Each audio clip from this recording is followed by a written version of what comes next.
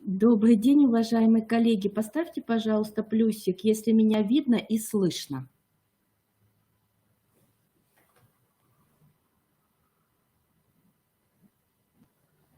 Угу. Замечательно. И еще... Так, давайте еще парочку. Все меня слышно, видно? Замечательно. И тогда, если можно еще... Давайте так, восклицательный знак, если видно презентацию. Ну, чтобы я точно понимала, что вы со мной, я с вами. Я приношу извинения. Тут немножко... Техника есть техника, да, как всегда. Вот. Пока загрузили, пока перегрузили. Итак. Девочки, скажите, пожалуйста, восклицательный знак поставьте, видно ли презентацию? Вот Ольга, Анна у меня сегодня активные. Пожалуйста, видно, все замечательно. Вот. Значит, и, уважаемые коллеги, сразу сейчас немножко также попрошу одну вещь. Если вдруг буду подзависать, как у меня произошло на том семинаре, да, вот, зависну, вернее, и что-то будет подвисать, вы сразу напишите, что, как говорится, зависла картинка, зависла презентация, хорошо? Ну, чтобы мы могли с вами работать. Итак, еще раз здравствуйте, очень рада, что мы с вами сегодня встречаемся. Вот, наша с вами тема сегодняшняя, она будет, как сказать, продолжаться 3 вебинара, да? То есть мы с вами проведем 3 консультационных наших часа по теме «Как помочь своему ребенку подготовиться к школе». Плохо слышно, тормозит. Угу. Это интересно. Так. Кто-то тут у нас по соседству. Сотрудники сейчас прочитают что-нибудь. Надеюсь, придумают, сделают. Оксана, там посмотрите, чтобы, может быть, вернулись сотрудники. Сейчас все еще тормозит, Жанна.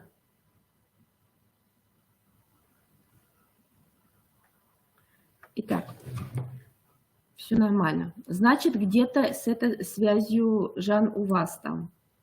Итак, давайте начну с того, что я все-таки представлюсь, потому что не со всеми знакома, кто-то будет смотреть в записи. Зовут меня Кузубова Жанна Борисовна, я практикующий детский психолог. Развиваю сейчас свой психологический кабинет решений. Вообще почему, да, скажем так, я заявилась даже на эту тему, и о ней заикаюсь. Дело в том, что я уже более 20 лет занимаюсь подготовкой детей к школе.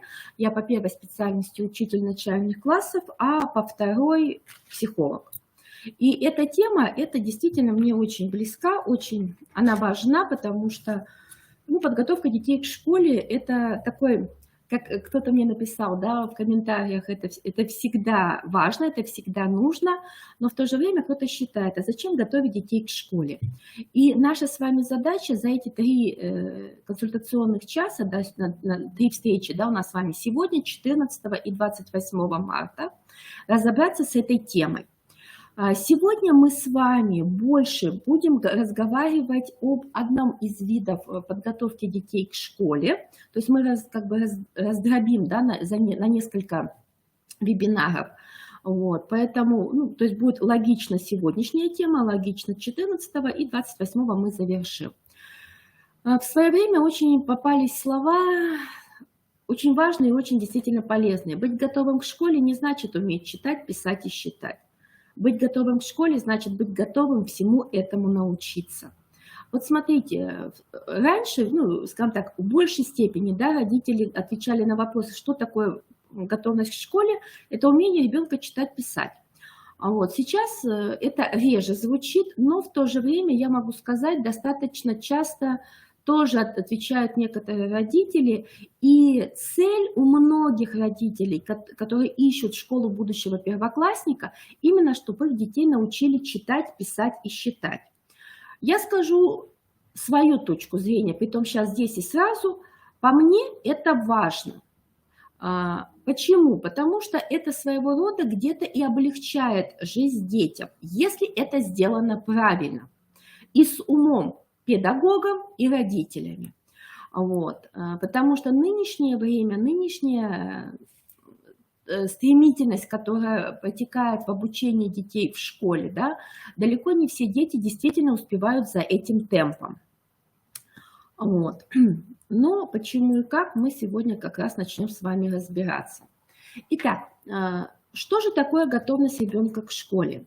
В первую очередь, это достижение ребенком такого уровня общего развития, который обеспечивает ему успешность в обучении к школе, адаптацию к новым условиям и обязанностям.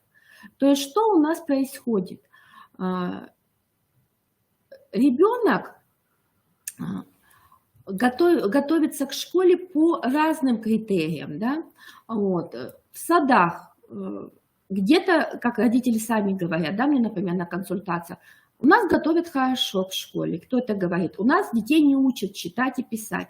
Вот начнем с того, что сад не обязан, не то, что не обязан, у них вообще в принципе не прописано о том, что они ребенка учат читать и решать примеры.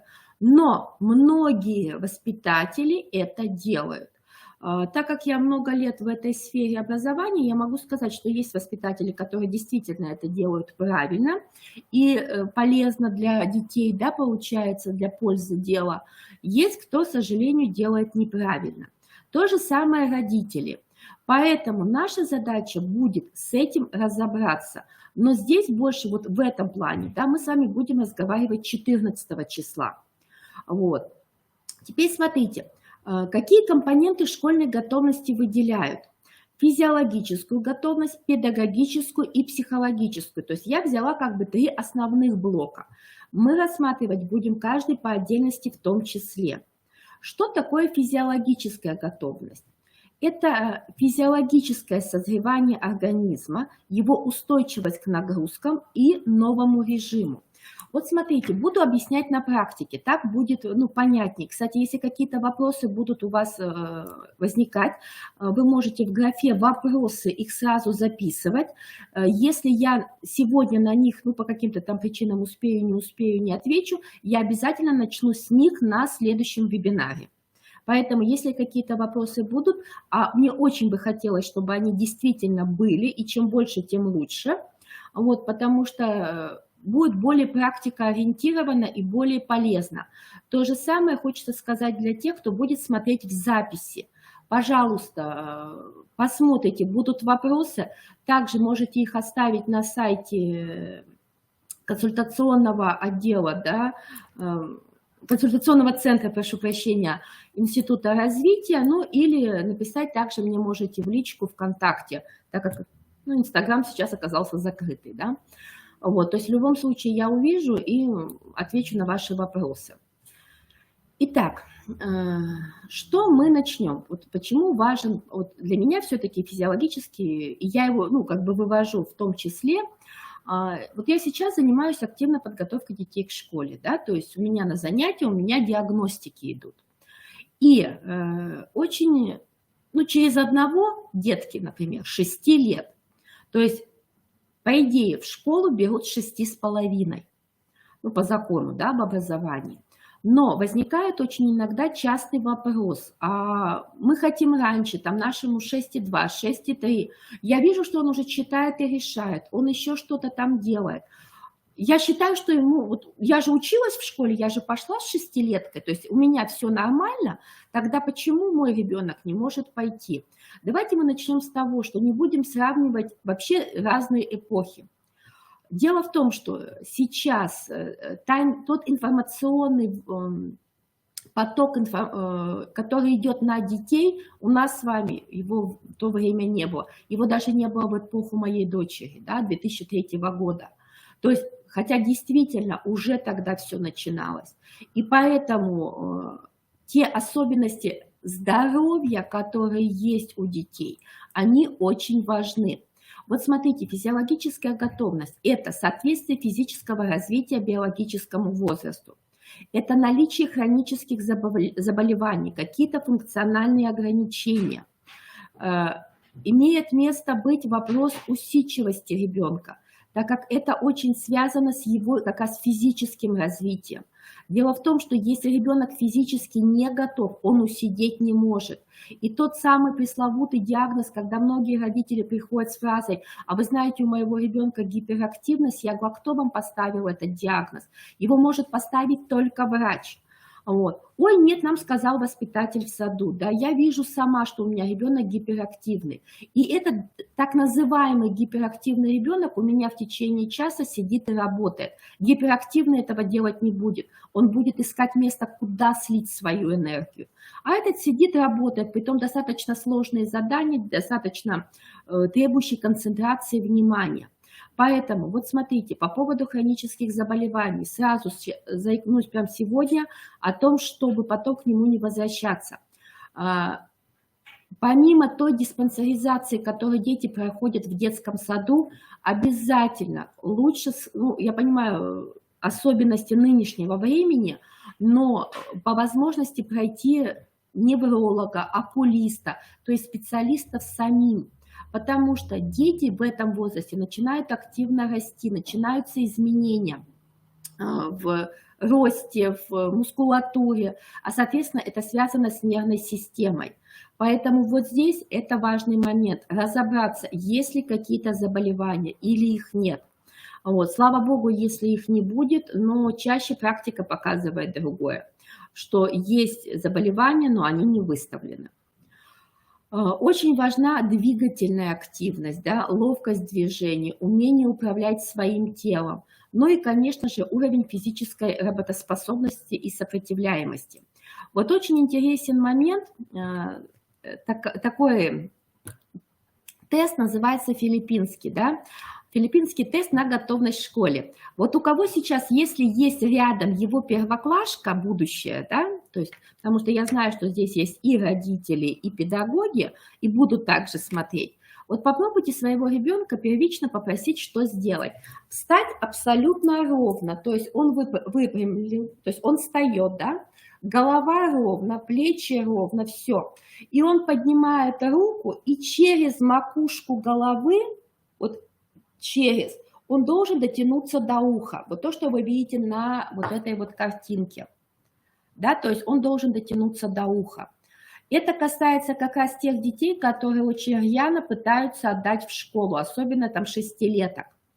Вот посмотрите, то есть вот этот полуростовой скачок роста у ребенка должен пройти перед тем, как он пойдет в школу. В этом заключается один из моментов того, что ребенок уже готов физиологически. Вот, так, сейчас, секунду. То есть результат этого теста характеризует биологический возраст ребенка, а также степень зрелости организма. Вот смотрите, что происходит, если ребенок дотягивается до уха, да, через макушку. Что дети часто делают? Посмотрите, они делают вот таким вот образом, да, они дотягиваются, но это неправильно, да? То есть они наклоняют голову, голова абсолютно ровна.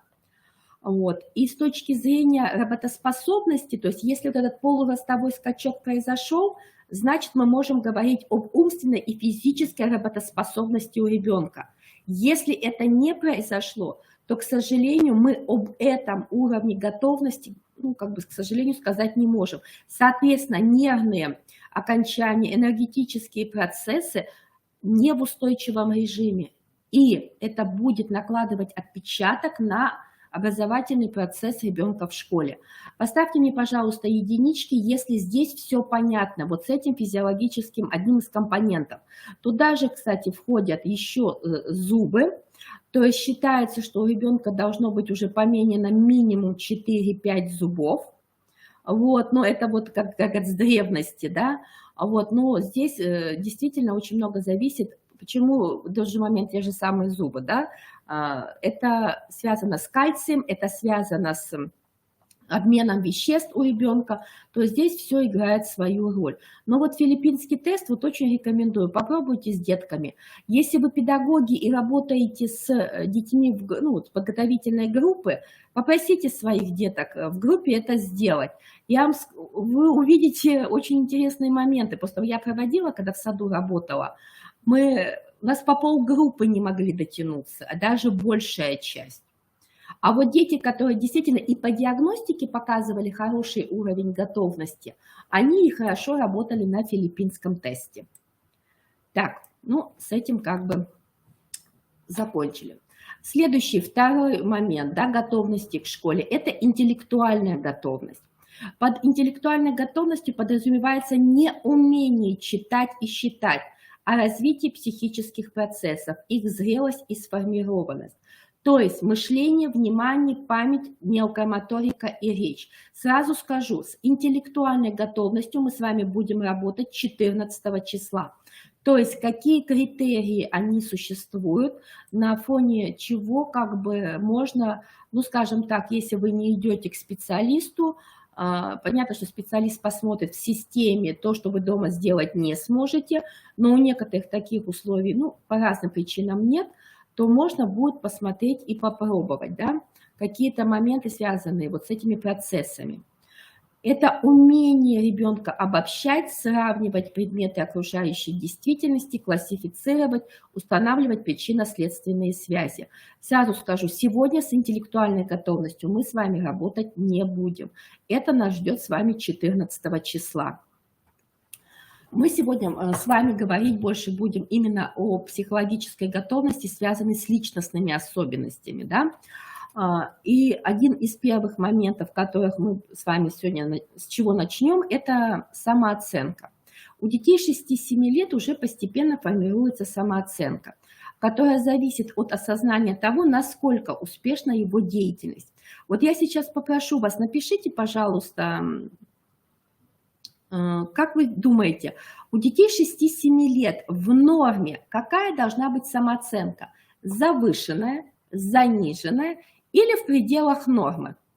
Ну, можно написать просто норма. Высокая, низкая норма, чтобы быстрее было. Угу, норма. Так, еще кто как думает? Ага. Давайте еще кого-нибудь одного дождемся. Есть. Вот смотрите. Конечно, в идеале хотелось бы, чтобы была норма. Да, даже она абсолютно верна. Вообще в рамках развития ребенка в этом возрасте у детей завышенная самооценка. И это является его нормой. То есть ребенок себя ставит выше. Вот смотрите, вот есть ну, такая интересная методика, да, именно для дошкольников, да, та же самая лесенка. Вот рисуется лесенка, средняя ступенечка выделяется. Здесь я могу сказать, потому что это и родители могут, ну, играючи провести, так скажем, не акцентируя как диагностику, а именно вот в моменте посмотреть, да, потому что, ну, не у всех есть возможность психолога рядом. Вот, хотя в онлайне сейчас все доступно. Вот смотрите, когда ребенка спрашиваешь, вот на этой ступеньке сидят детки, которые иногда хорошо учатся, иногда не очень. Иногда у них все получается, иногда ничего не получается. Иногда их хвалят, иногда их ругают. Чем ниже ступенька, тем деток больше ругают, им делают замечания, да, у них ничего не получается. А чем выше ступенька, тем деток больше хвалят. И вот самый простой вопрос. Нарисуй там, ну или поставь фигурку, если мы с лесенкой играем. А на какую ступеньку сядешь ты? И ребенок делает свой выбор. Вот чаще всего дошколята и начиная в начальной ступени, вот именно начало 1 класса, они ставят себя на верхние ступени. То есть, что у них все получается, все замечательно, все классно. Они сами себя туда ставят. И это классно, если они туда ставят, потому что формировать адекватную самооценку в пределах нормы отсюда будет проще. Снизу есть дети, которые ставят себя на низкие ступеньки, они есть. Вот, здесь сложнее формировать. Но самое интересное, когда ты эти же вопросы задаешь, а как ты думаешь, куда тебя посадит мама, а куда тебя посадит папа, а почему? И вы знаете, вот очень хорошо звучит аргумент, а почему? И вот так как смотрят, да, я знаю, я умею, вот, и здесь вот действительно очень важно еще момент обратить на что, как ребенок аргументирует, почему. Если ребенок говорит, а потому что я хороший, то я, к сожалению, скажем так, буду констатировать факт, что с ребенком родители общаются на минимуме. Почему? Вот сейчас каждый для себя задумайтесь, хороший это какой? Ребенок не может объяснить. Он какой? Внимательный, аккуратный, сосредоточенный, там, спортивный, да? Какие качества выделяют, почему его ставят на эту ступеньку или на эту. Поэтому вот здесь вот, пожалуйста, в рамках формирования самооценки, а так как самооценка – это один из вариантов готовности, да, личностно-социальной идет готовности, на это стоит очень важно обратить внимание. Также сюда входит именно, что комплектует нашу вот эту позицию самооценки. Умение ребенка общаться со сверстниками и со взрослыми. При этом хочу сразу обратить ваше внимание. Для ребенка в этом возрасте на первое место выходит оценка взрослого. Если взрослый, важный взрослый, родитель и в школе, сразу скажу, многие, потому что детки ходят, кто-то в школу будущего первоклассника, кто-то уже куда-то посещает, у некоторых это уже в саду, на первое место выходят воспитатели. И некоторые родители начинают состязаться с воспитателями. Нет, я важнее, я главнее, тягаются с точки зрения ребенка, да, то есть мое слово важное. И отсюда получается то, что теряется авторитет педагога. Вот важно, чтобы этот авторитет, он был. Уважаемые родители, просто для себя поймите одну вещь. Дело в том, что вот именно в этом возрасте, 6-7 лет, в рамках подготовки, именно созревания ребенка, на первое место потихоньку выходит педагог. Родитель уходит на второе место.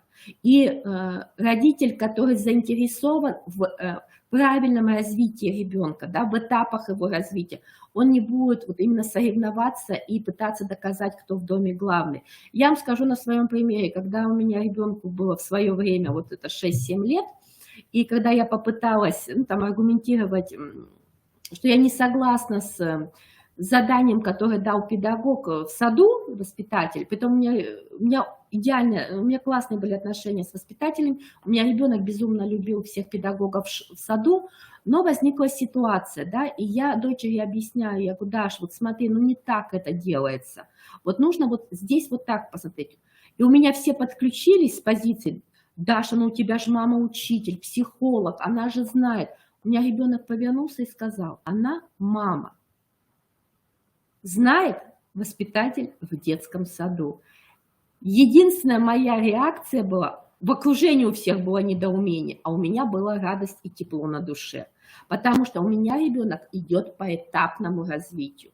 То есть для нее стало мнение другого человека важным. И притом мнение именно педагога, который адекватно может эту самооценку формировать.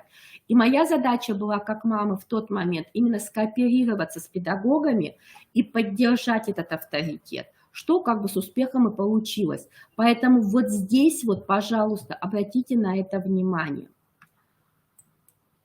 Так. Ну и в рамках социальной вот этой личностной готовности как раз идет формирование внутренней позиции ребенка, его готовность к принятию позиции школьника. Да? Дело в том, что вообще большинство детей, они в школу хотят. Вопрос только зачем, да? Но это чуть попозже мы с вами проговорим. Но вот именно насколько сформирована позиция школьника, зависит только от нас. Вот сейчас, смотрите, представьте, то есть если вы мама, да, или там папа конкретного ребенка, то представьте своего ребенка. Если вы педагог, скажем так, в идеале просто возьмите кого-то из детей своей группы, вот, и попробуйте ответить вот на данные вопросы. Просто плюс или минус, да, то есть насколько социальная готовность ребенка уже сформирована. То есть контактирует ли он с компанией играющих детей, Прислушивается ли он к мнению окружающих или начинает конфликтовать и перебивать? Умеет ли соблюдать очередность? Может ли поддержать разговор? И может ли, ну здесь, наверное, вот так вот все-таки скажем, и понимает ли он разницу между хорошим и плохим поведением, поступками и словами. То есть, соответственно, мы понимаем, чем больше мы ставим плюсиков для своего ребенка, тем больше в позиции социальной готовности наш ребенок готов. Вот. Но согласитесь, что очень часто детки сложно вступают в контакт, не всегда понимают между хорошим и плохим. Вот. Ну и действительно, ну как бы есть разные моменты. Если вы наблюдаете у своего ребенка где-то, ну скажем так, больше минусов, то стоит действительно или, ну как бы, самой обратить на это внимание, или обратиться к специалисту. Вот, если вы педагог, то, соответственно, тоже подключиться в эту тему с работе с родителями. Итак, если здесь мы с этой темой разобрались, пожалуйста, поставьте мне плюсики, что я могу идти дальше.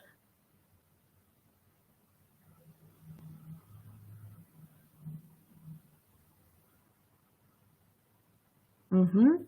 То здесь все пока понятно. Замечательно. Я просто хочу дать очень интересный контент, но чуть попозже. Вот как раз. Замечательно, хорошо. Теперь смотрите, следующий вопрос готовности. Это эмоционально-волевая готовность. Вот здесь я хочу свой акцент сделать и на эмоциях, конечно, но больше в слове «воля». Вот, пожалуйста, посмотрите. Дело в том, что мы от детей очень часто требуем, вот я именно это слово употребляю сейчас, потому что мы действительно от них требуем, чтобы он доводил начатое дело до конца, да? Чтобы ваш ребенок или ребенок, ну, в детском саду, дети, то есть умели выражать свои эмоции, да? Мы ждем от них этого. А теперь давайте посмотрим на это под другим углом. Уважаемые родители, и педагоги в том числе, мы все как бы в том или ином виде.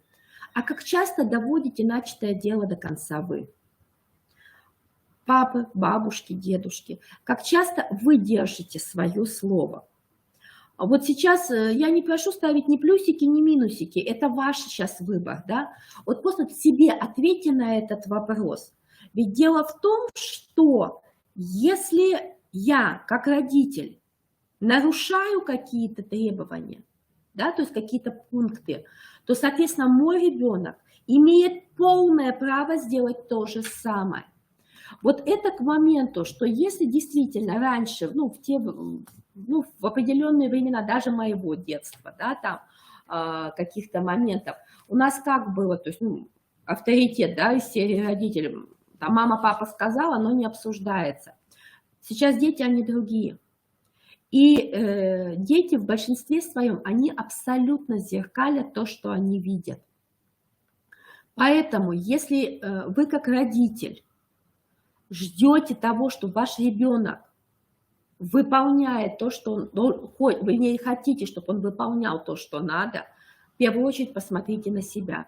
Если вы видите, что ребенок не завершает дела, он очень перепрыгивает через них, он очень эмоционален, очень вспыльчив, в первую очередь посмотрите на себя или на супруга, а может быть бабушки, дедушки.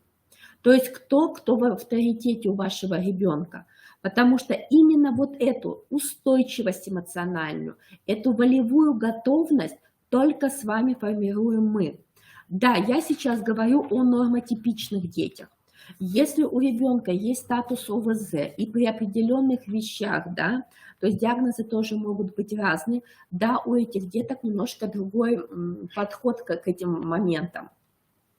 Вот, но в любом случае да, нужно смотреть и разбираться, скажем так, в рамках консультаций более конкретно и давать рекомендации. Но в любом случае и там ваше дело, как вы ведете себя. Очень интересная штука такая, как мотивационная готовность. Вот я сейчас очень хочу, чтобы вы действительно написали, Как вы думаете, что вообще может привлекать детей в школе? То есть чем привлекает детей школа?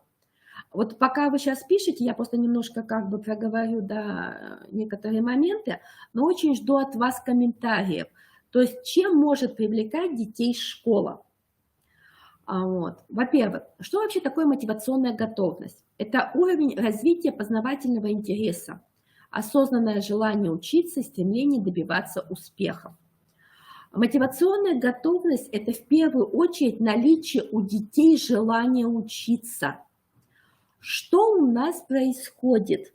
Получение новых знаний, новые друзья, общение со сверстниками. Так, пока еще дальше продолжаю, жду от вас комментариев. Значит, следующее. Большинство родителей очень часто без раздумий говорят, дети ходят в школу, и значит, у них хотят, вернее, идти в школу, соответственно, мотивационная готовность у них сформирована.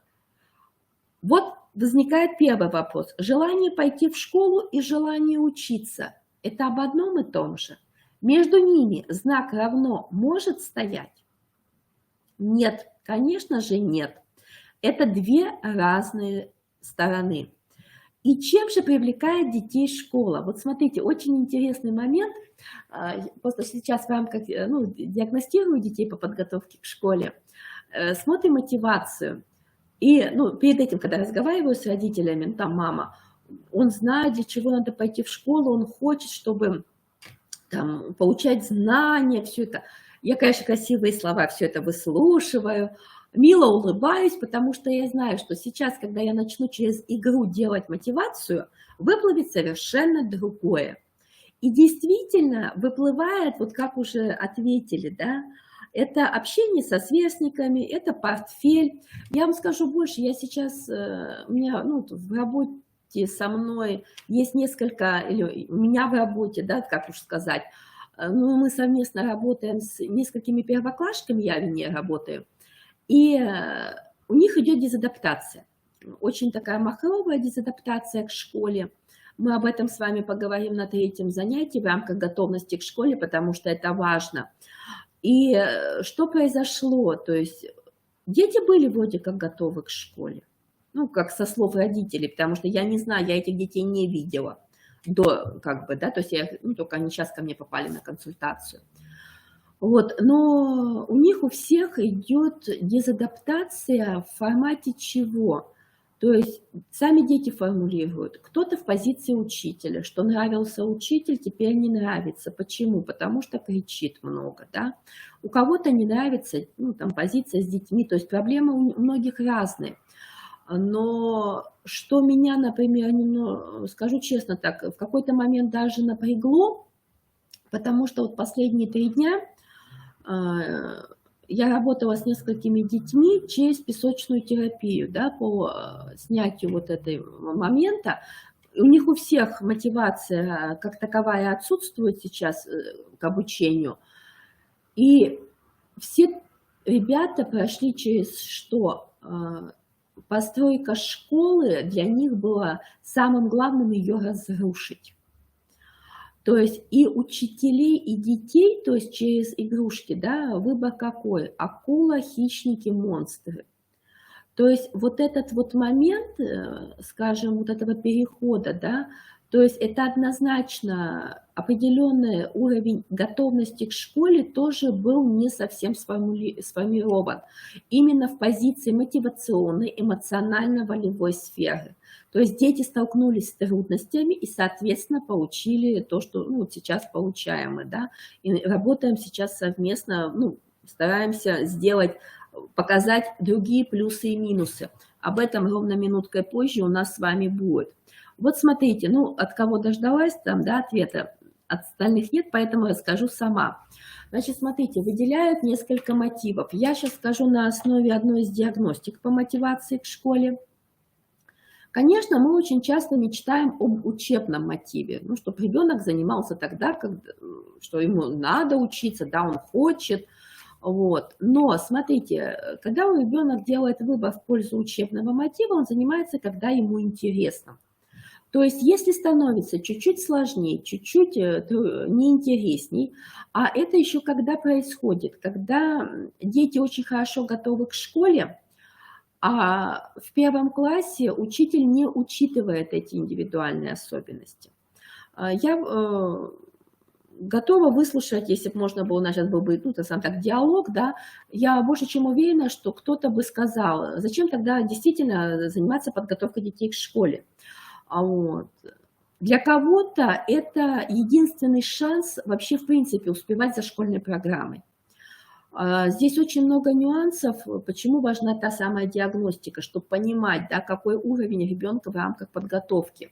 Потому что есть дети, я это могу сказать вот абсолютно точно, если бы не была подготовка к школе, если бы они не научились тот же самый читать, считать, но не просто голословно читать и считать, а на основе развития памяти, внимания, мышления, нейропсихических всех процессов, развития обоих полушарий, вот, то в школе этим детям пришлось бы намного сложнее.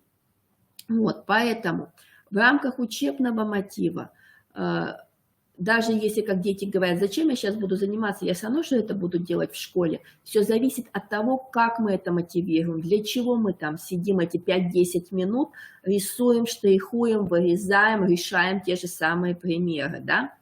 То есть, чтобы тебе в школе было легче, ты быстрее мог усвоить и, например, узнавать еще что-то новое, ну, к примеру, по другим предметам. Может, тебе будет интереснее окружающий мир, и ты сможешь больше по нему прочитать. То есть все зависит от того, как мы это делаем, какой наш посыл. Не из серии того, что тебе это надо, я так сказал. Это не работает. Следующий мотив, на мой взгляд, он достаточно, он может хорошо мотивировать, но я видела результат очень страшный. Извините за такой, может быть, комментарий. Это мотив отметка. Ребенок занимается только тогда, когда ребенка хвалят за что-то, да? Свойственна потребность в социальном признании и одобрении. В чем сложность этого мотива? Смотрите, я вам скажу просто как учитель в свое время. У меня в классе был ребенок, ну таких была парочка, но один вот очень выраженная эта мотивация была у него, отметка.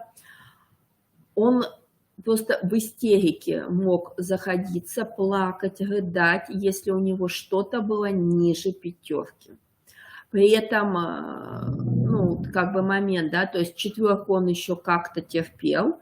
Не в 1 классе, все это понятно, это уже позже во 2 классе, но звоночки были уже в 1 классе.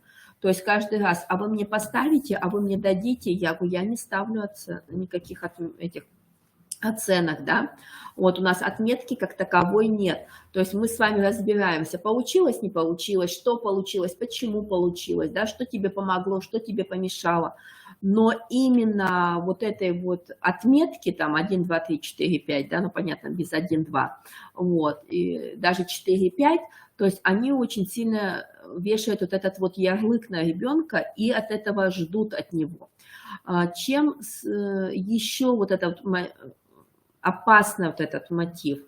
Очень часто, когда ребенок идет в 1 класс, я была не исключением, когда у меня дочь пошла в 1 класс, и сейчас от многих до сих пор слышу, когда ребенок собирается в школу, ну, в школе будешь учиться на одни 5. Я всегда задавала один вопрос, а кто вам это сказал?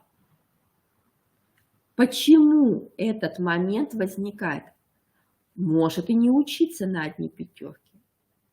И я помню, как у меня у дочери возникало в тот момент вот такой, ну, диссонанс. То есть, мам, а если я 5 получать не буду, я буду плохая?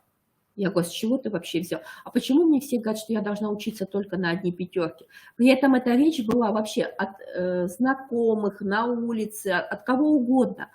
Поэтому вот здесь вот момент, да, вот эта вот ситуация очень важна. Ребенку надо понимать, что вы его любите не за то, что он будет получать там 5, галочки, звездочки, еще что-то. Вы его любите по самому факту. Вот на этот мотив я просто вдвойне обращаю внимание, потому что действительно дети идут за пятерками. И когда я некоторым задаю вопрос, хорошо, а если ты пятерки получать не будешь, а в первом классе их не ставят, тогда что? И у некоторых детей возникает вопрос, как мне один задал вопрос, а тогда зачем ходить в школу? Вот он момент, да? Вот. Следующий мотив, который очень выражен, это игровой. Ребенок занимается только тогда, когда на уроке или на занятии все в виде игры.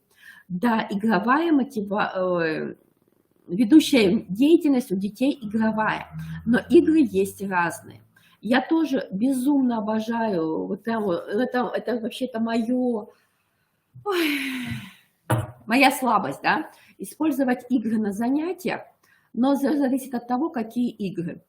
То есть игры должны именно подводить к развитию тех самых процессов, о которых идет речь. Вот. Но при этом есть и блок, когда работаешь на листочках, когда работаешь в тетрадках, когда работаешь у доски, да, то есть комбинации разные.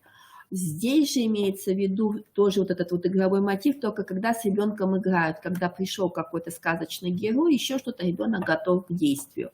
Если этого нету, ему скучно, неинтересно, вот он сидит. Вот здесь вот момент, да, сюда же в игровой мотив как раз то, что вот уже написали некоторые коллеги, о том, что ребенку, он в школу идет, чтобы там поиграть, чтобы там много ребят, с ними весело. У меня один первоклашка как раз вчера в позиции на определение мотивации в обучении в школе ответил. Притом я даже не успела рот открыть. Он говорит, ну, Жанна Борисовна, как для чего? У меня там друзья, я с ними играю, на перемене мы можем побеситься.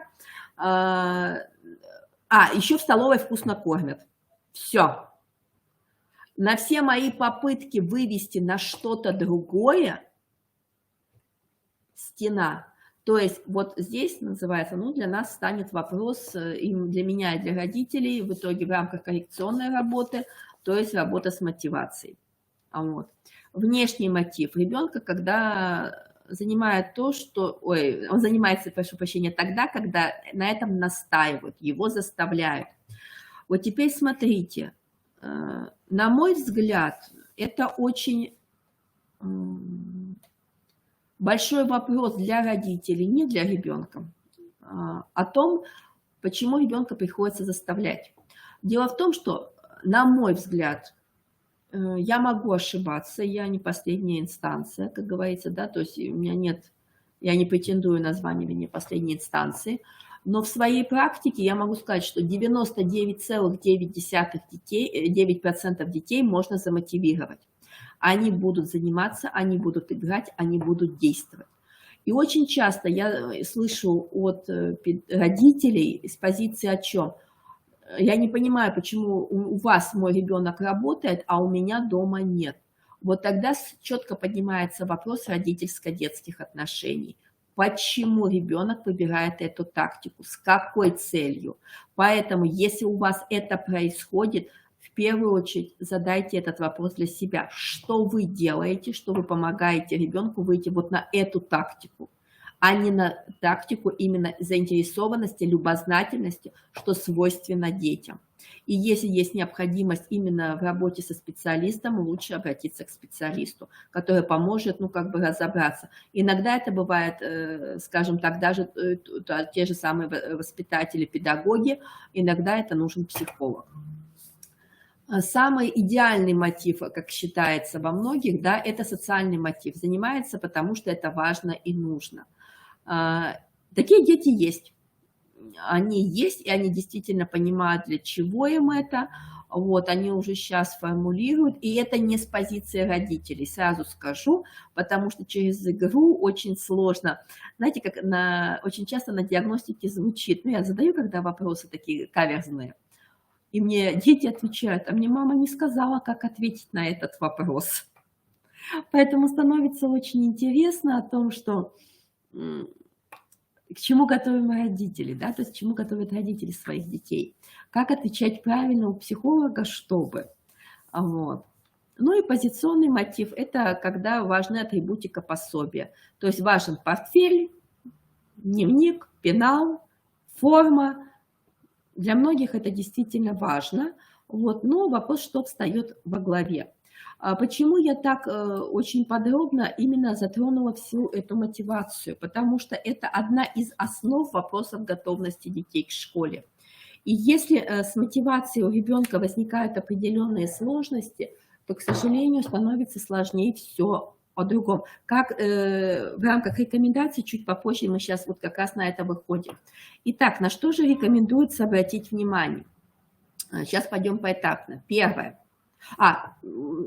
Извиняюсь, до того, как сейчас расскажу про рекомендации. Поставьте мне, пожалуйста, плюсики, если с этим блоком все понятно, все, вопросов нет. Угу. Замечательно, хорошо. Теперь смотрите, на что мы обращаем внимание. Если вы педагоги, соответственно, вы обращаете внимание и родителей, детей своей группы. Если вы мамы, соответственно, на своих детей. В первую очередь, это сбор в детский сад или в школу будущего первоклассника. В дальнейшем, когда ваш ребенок идет в школу. Дело в том, что очень часто, я просто, так как я веду уже с 2004 года школу будущего первоклассника, да, то очень часто звучит такой вопрос: где у тебя в пенале карандашики, там еще что-то? Мама не положила, карандашики сломались, дома почему не поточил? Папа не поточил. Вот начинаем разговаривать о том, что кто у нас ходит в школу, кто у нас должен следить, если не получается самому обращаться за помощью, да, то есть сбор ребенка на занятия в детский сад, одежда, там еще какие-то моменты, да, или куда, если вы ходите на любые занятия, то есть кружки, секции, вы ребенка обязательно подключаете.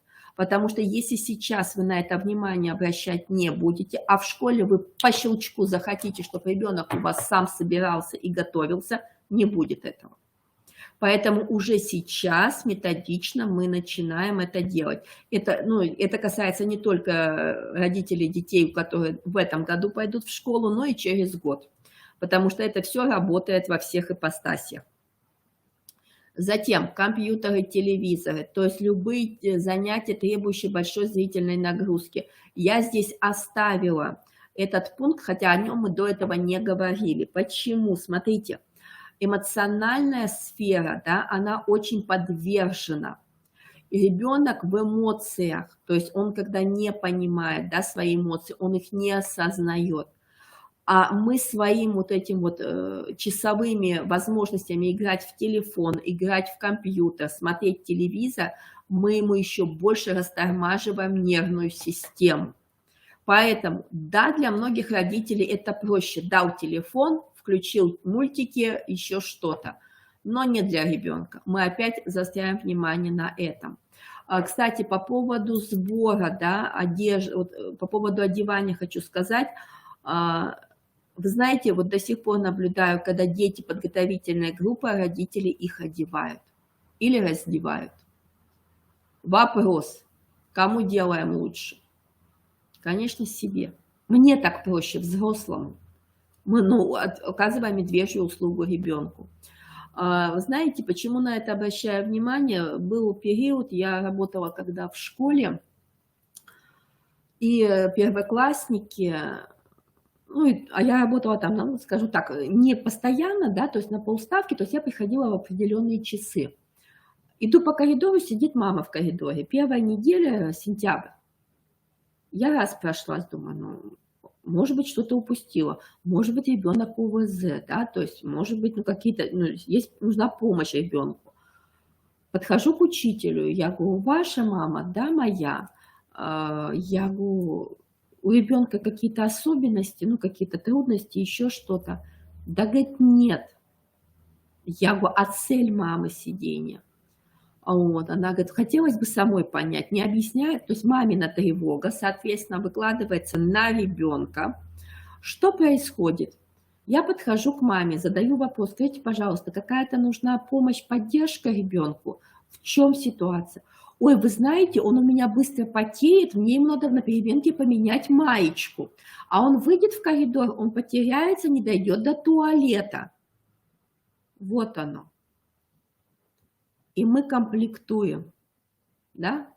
Вот как раз нарушение достижения ребенка в волевой готовности, эмоциональное, это не поддержка, а это мы роем ребеночку лужицу такую.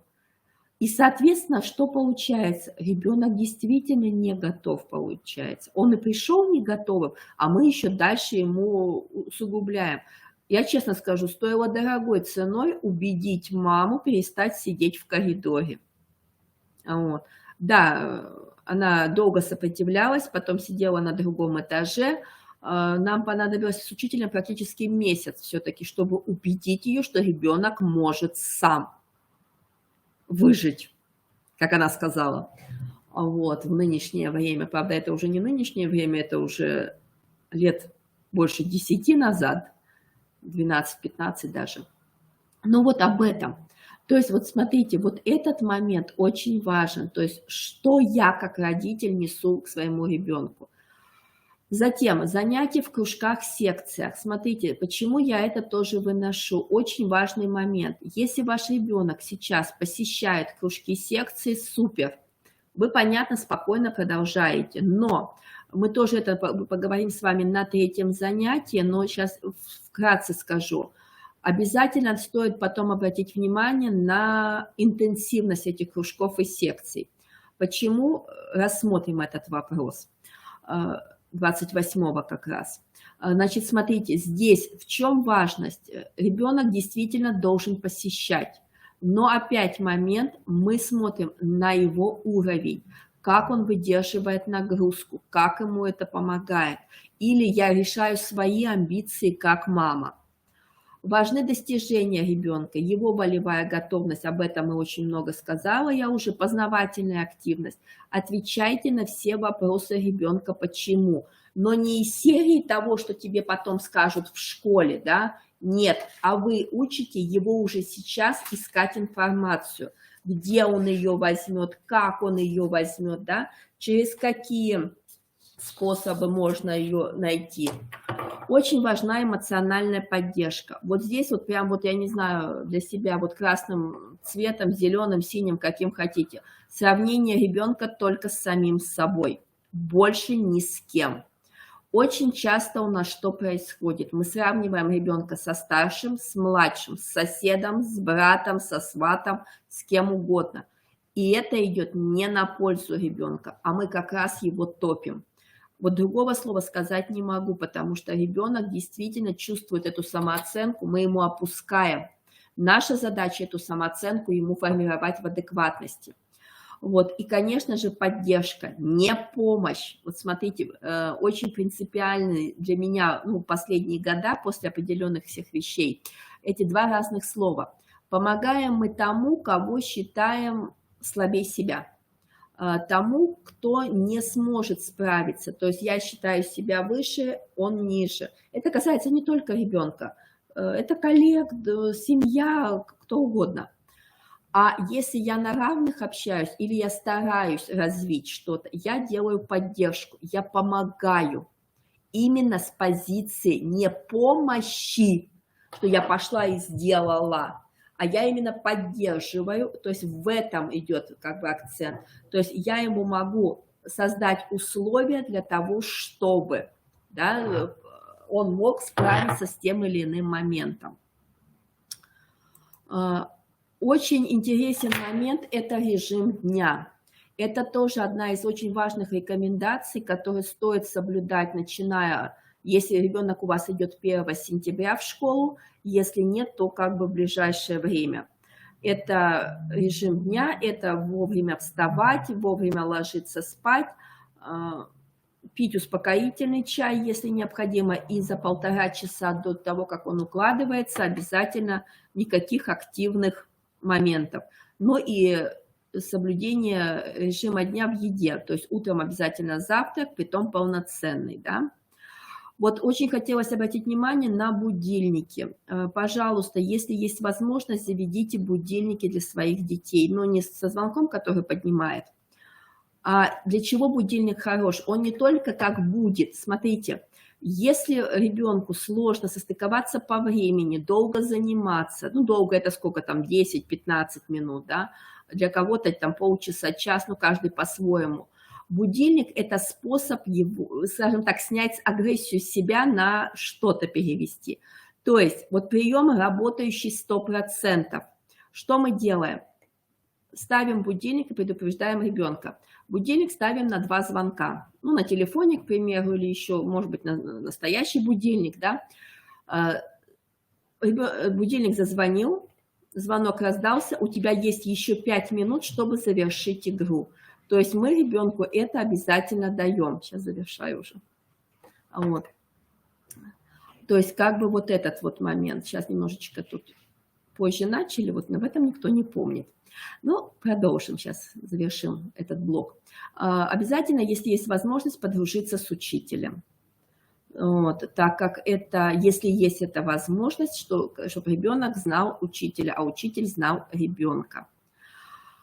Давайте, так как у нас, мне уже просто время ограничено, вот мы с вами позицию темперамента, это очень интересный момент в позиции подготовки детей к школе. Мы с вами об этом обязательно, с этого, вернее, начнем наш разговор какого там у нас получается, 14-го. Ой, а сейчас, вот на что, чтобы завершить этот блок немножко, да, какие ошибки? Ни в коем случае нельзя тратить детское лето только на подготовку или на ту подготовку к школе. Обязательно делайте так, чтобы дети отдыхали. Потому что очень часто начинается активно математика, грамматика, чтение, все что угодно, кроме отдыха. Из серии каждый день, да, по 1,5-2 часа, да, каждый день точно нет. Ни в коем случае не обманывайте детей о том, что школа – это только радость и класс, праздник. Нет. Вот здесь обратите внимание на то, о чем вы будете рассказывать своим детям. Вы должны рассказывать о том, какие трудности были и у вас в школе, и как вы с ними справлялись. Поэтому вот здесь вот очень важен этот момент, именно что вы делали и как вы справлялись с трудностями. Ребенок должен понимать, что не всегда бывает все гладко и легко. Ни в коем случае нельзя запугивать детей фразой, как часто это слышала и слышу. В школе, где ты будешь, тебе вот покажут, тебе скажут, как надо. Не слышишь меня? Вот учитель тебе в школе выскажет, да? Господи, что ж ты будешь делать на занятиях, в кого ты такой глупый, неуч или еще что-то. С тобой никто не будет дружить, с тобой никто не будет это. Вот все наши вот эти родительские фразы, они очень, ну, просто на корню пресекают вообще всю подготовку к школе. Завышенные ожидания, когда вот именно родители ждут, что ребенок будет учиться без трудностей, будет отличником, да, еще какими-то моментами. И очень часто является момент, когда родители стараются делать все за детей. Это очень развитая такая ошибка. Поэтому вот здесь вот, ну, чуть-чуть мы ее тоже с вами затронем уже потом на 28-го. Вот. Ну и на что обращаем внимание? На мотивацию. Раз. Как формируем мотивацию? Через беседы, чтение книг о школе, проигрывание сюжетно-ролевых игр. Обязательно с детьми играем в школу. То вы ученик, то вы учитель, то мягкие игрушки ученики, учителя, да? То есть обязательно читаем интересные моменты о школе и рассказываем о том, как учились вы, как вы дружили, как вы знакомились, что у вас было, когда вы получили первую двойку. Ну, к примеру, да, вот. Или наоборот, первую пятерку, то есть как отреагировали ваши родители. То есть ребенок должен именно формировать эту мотивацию. Смотрите мультики, читаете книги, обязательно беседуем. Не просто посадили, включили и оставили. Работаем над самооценкой. Что значит работаем над самооценкой? Если хвалим, за что? Если ругаем, за что? Плохой или хороший? Нет. а именно ты у меня такой умничка, ты сегодня такой был внимательный, сосредоточенный, выполнил задание. Ну смотри, вот сегодня у тебя получилось хуже, чем вчера. Почему? Потому что ты сделал быстрее, ты, ну там, больше там грязи, невнимателен был. Давай сделаем так. Я думаю, что завтра у тебя получится лучше, чем сегодня. Вот оно сравнение. Мы сравниваем ребенка с самим собой, со вчерашним и завтрашним. Затем обязательно формирование умения доводить начатое дело до конца. Но это смотрим на себя любимых. Если мы с вами в этом плане, к сожалению, не дотягиваем, ждать от ребенка не приходится. Поэтому смотрим и работаем вместе. Особая осторожность при оценке действий и мнений поступков. Это я уже сказала. Создаем обязательно ситуации самоутверждения ребенка в тех сферах, где у него это лучше всех получается. Как вариант, это может быть и через кружки, и через секции. Классно происходит в детском саду. У каждого ребенка есть сильная сторона. Что он может презентовать другим ребятам, что он может рассказать. Договоритесь, если вы родитель с воспитателем, если вы воспитатель с родителями, особенно те дети, которые испытывают трудности, у которых есть зона этого риска, что у него не складываются отношения, не получается что-то. Пускай он за счет этого самоутвердится, то есть подготовит какой-то доклад или с вами, или с родителями. Пускай что-то нарисует, выполнит и расскажет ребятам. То есть ему нужно почувствовать свою значимость, и это будет классным пунктом для его развития. Обязательно навыки самоконтроля и самопроверки. Здесь, если как бы есть вопросы, это и к педагогам, и к психологам, то есть вы можете обращаться. И, конечно же, развитие умения навыков межличностного общения. Здесь как на своем примере, как опять, как ваша семья взаимодействует с друзьями, на детской площадке, как происходит общение, как в каких-то центрах дополнительных, да, то есть где бы это ни было. То есть здесь мы тоже обращаем на это очень большое внимание. Ну и как в итоге, да, как бы о сегодняшнем блоке в рамках вот этого личностного момента, да, в подготовке детей к школе. В любом случае важно в первую очередь вы, родитель, как человек, который в принципе идет точно так же в первый класс. Но не вы вместе идете. Знаете, вот очень часто говорят, мы идем в первый класс. Давайте начнем с того, что не вы вместе идете в первый класс. Идет ребенок в первый класс, и вы идете в первый класс. Вы в качестве родителя идете. Но когда звучит местоимение «мы», при этом еще мама очень тревожная, она беспокоится, как, что, да. Вот. Соответственно, ребенок это все впитывает в себя как губка. Поэтому вот с вашей тревогой, с вашими моментами мы тоже будем разбираться в дальнейшем. Вот сегодня как раз была цель именно рассказать вкратце о личностном моменте эмоциональной волевой готовности детей к школе, почему она важна. Вот, значит, сразу опять говорю о том, что 18-го мы больше работать будем с интеллектуальной готовностью, то есть именно разбирать, ну, акцент будет на этом, то есть внимание, память, мышление, почему они важны и через что вы это можете развивать. Обязательно познакомлю вас с некоторыми играми, которые работают просто шикарно на развитие этих процессов. Вот, обязательно сделаю как бы эту подборку. Вот.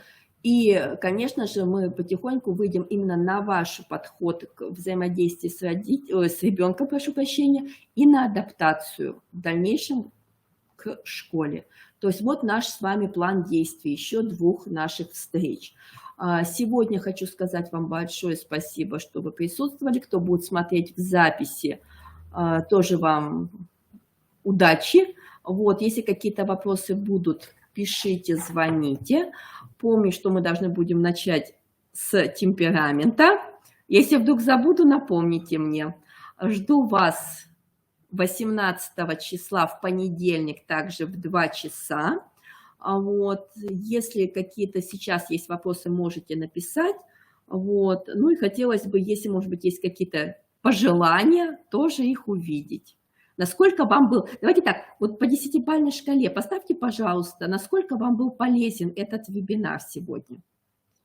Так скажем, обновить, выстроить, что-то, может быть, для себя понять.